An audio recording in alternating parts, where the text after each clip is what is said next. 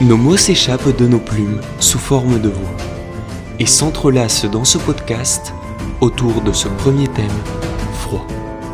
Nous vous souhaitons une agréable écoute. Le port du casque est conseillé.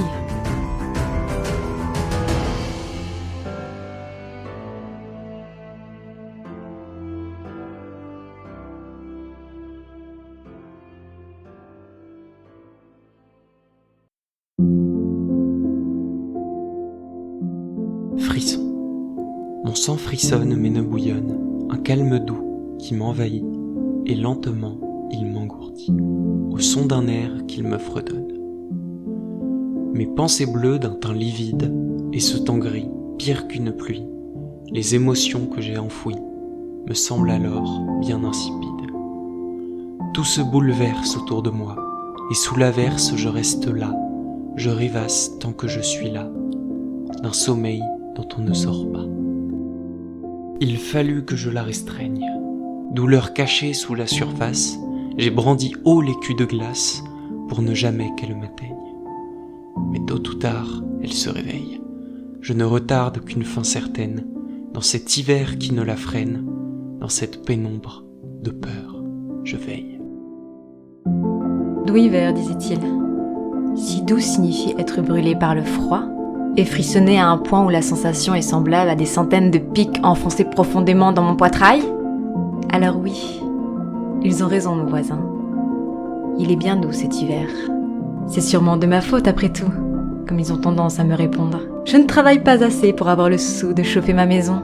Pourtant, s'il y avait plus d'heures dans la semaine, je ne les passerais pas aux côtés de mes enfants peinards. Non, je m'acharnerai au travail pour qu'ils vivent confortablement. J'ai tellement froid que certaines nuits je me réveille avec des sueurs, en vérifiant que ma compagne ne s'est pas faite enlacer par d'autres bras que les miens. Ceux de la mort, qui changent un corps animé de vie en un livide à la peau glaciale.